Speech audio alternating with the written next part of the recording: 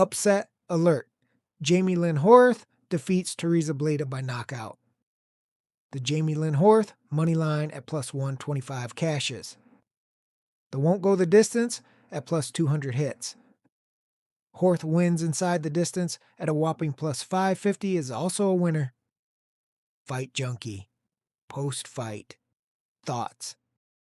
Bleda came aggressive shooting early takedowns, but Horth stuffed everything elite. Her reversed clinch pressure along with some nice knees mixed in for fun, and then a brutal uppercut that wobbled Bleda bad. Horth followed with a flurry of rights, dropping Bleda, chased her down, battering her along the way until the ref jumped in and stopped the fight while Bleda was still standing but completely out of sorts.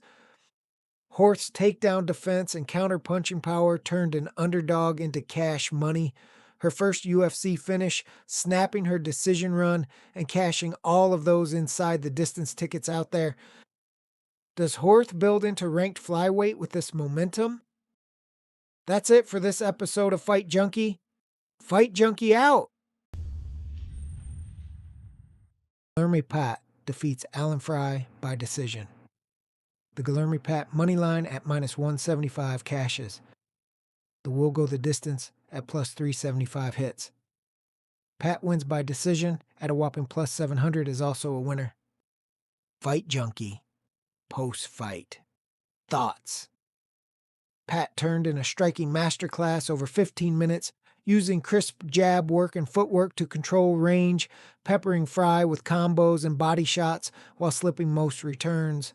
Fry pressed aggressive but 8 counters every entry, no real takedowns, landed either side as it stayed standing with Pat's volume, stealing the show for the 30-27 sweep on the judges' scorecards. Pat swept cards easy, massive value cashed on decision prop at plus 700. Contender Series graduate looks solid tonight. Does Pat get a step up in competition next? That's it for this episode of Fight Junkie. Fight Junkie out. Luana Santos defeats Melissa Croden by decision. The Luana Santos money line at minus 125 cashes. The will go the distance at minus 220 hits. Santos wins by decision at plus 110 is also a winner. Fight Junkie. Post-fight. Thoughts. Santos flexed her judo roots hard full fight, slinging throws and trips round after round into crushing top control with ground strikes raining down. Croden survived on the mat but couldn't flip positions or scramble free consistent enough to overcome the top control of Santos. The Santos Grappling Clinic netted her a second straight dub. The 25-year-old Brazilian is stacking wins at 135. She appears to be a rising prospect. Does Santos hit rankings with a 2026 win streak? That's it for this episode of Fight Junkie. Fight Junkie out. Stephen Asplund defeats Sean Sharaf by knockout. The Stephen Asplund money line at minus 235 cashes. The won't go the distance at minus 600 hits. Asplund wins inside the distance at minus 185 is also a winner. Fight Junkie. Post-fight. Thoughts. Debut turned bloody grinder. Asplund's jab, carved cuts, early then relentless pressure and signature striking barrage shattered heavyweight records with 170-plus connects. Those record-setting connections forced a referee stoppage in round 2. Monster output from Steven, and while Sean held strong as long as he could, he eventually wilted under the intense pressure. Can Asplund replicate his in-your-face style against the ranked heavies and have the same level of success? That's it for this episode of Fight Junkie. Fight Junkie out. Joe Anderson Brito defeats Isaac Thompson by decision. The Joe Anderson Brito money line at minus 300 cashes. The will go the distance at plus 135 hits. Brito wins inside the distance at plus 275 is also a winner. Fight Junkie. Post-fight. Thoughts. Brito bounced back from skid with a commanding performance over the short-notice Aussie. The heavy pressure from Brito cooked Thompson. Brito used takedown chains combined with ground control and strikes and mixed in his stand-up volume to keep Thompson guessing. Thompson was gritty but outgunned in every phase, leading to the unanimous decision loss. Rebound puts Brito back in the mix. Does he draw a ranked featherweight next to test the waters? That's it for this episode of Fight Junkie. Fight Junkie out! Yaroslav Amosov defeats Neil Magny by submission. The Yaroslav Amosov money line at minus 400 cashes. The won't go the distance at minus 145 hits. Amosov wins inside the distance at even money is also a winner. Fight Junkie. Post-fight. Thoughts. Our Amosov inside the distance play at even money printed easily. We were even able to call the exact submission, one of two choices in our pre-fight prediction video, that ended the night for Magny. Ex-Bellator boss shot a textbook double leg, flowed to mount effortless and clamped that anaconda choke iron tight. Magny, the durable vet, tapped quick with no wiggle room. Elite chain wrestling on display from Amosov, putting welterweight vets on alert in his UFC bow. Magny typically drags foes into deep waters but got overwhelmed by the transitions here.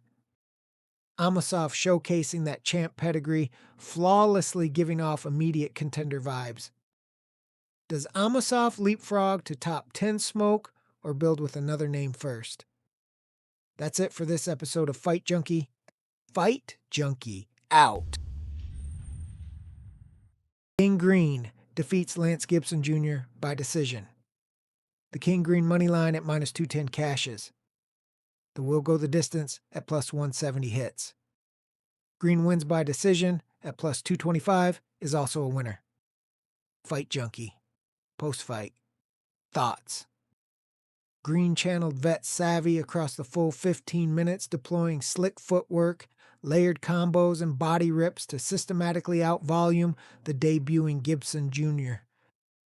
Green flashed explosive power in spots with heavy hooks, but struggled chaining sequences or cutting angles enough to dominate rounds outright. Split came tight because Gibson stole moments, but Green's craft and pace edged it on two cards. Distance prop felt like a lock from the jump. Green still hanging with young guns at this stage, resilient dub. Does Green snag a ranked lightweight scrap in 2026 or stick to Vet V's vet bangers? That's it for this episode of Fight Junkie. Fight Junkie out.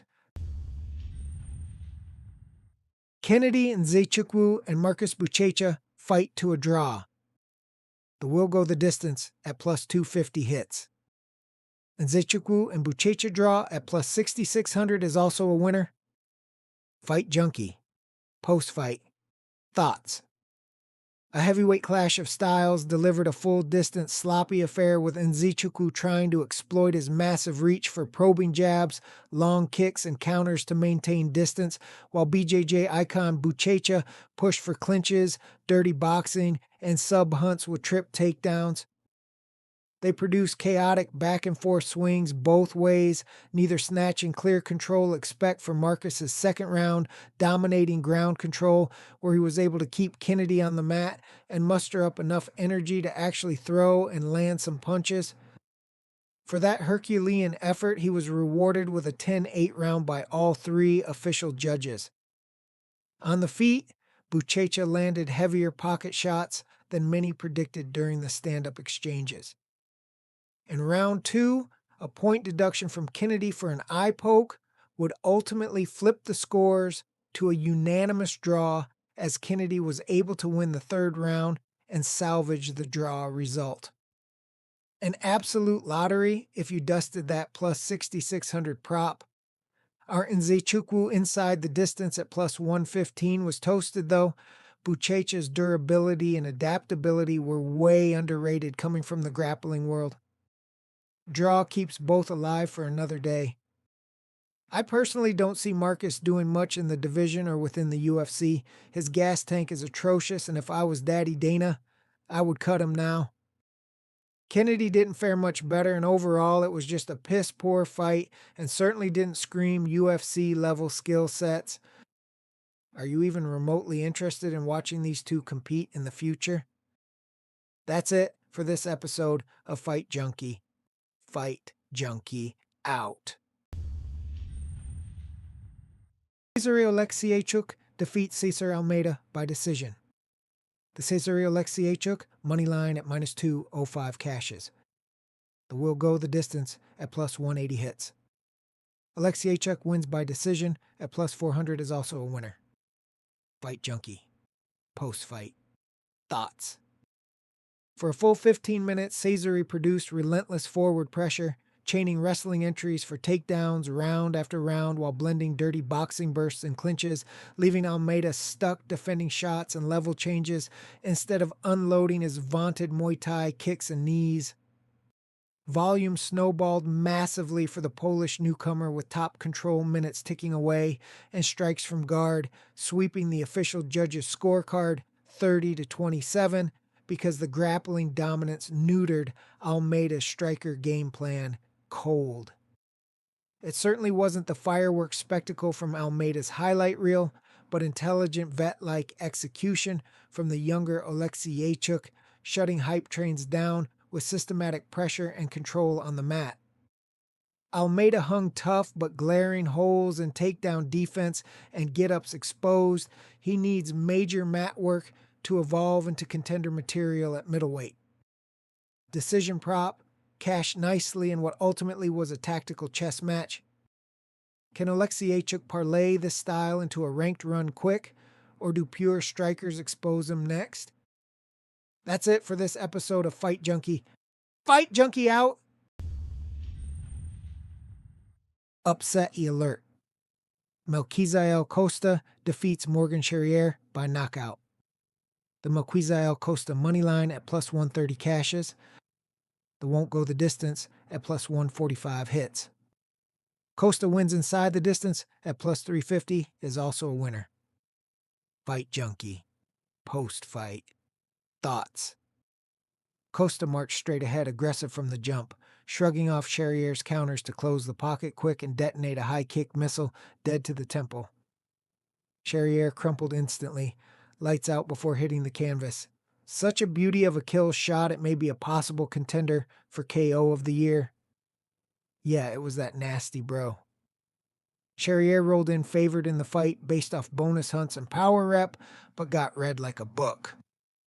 Costa wraps 2025 with a flawless 4-0 run, scalping names like Charrier by knockout, Philly by submission, and decisions over Rodriguez and Arosa. Brazilian flying under the radar as division assassin with pinpoint timing and one-hitter quitter threat in all phases. Undefeated vibe at 145 minus that lightweight dip. Dog money paid huge for sharp eyes, spotting the value, pure, unadulterated violence. Costa's heater screaming for ranked smoke next year, quiet killer ready to shake featherweight up. Who should Costa face next to crack the top 15? That's it for this episode of Fight Junkie. Fight Junkie out.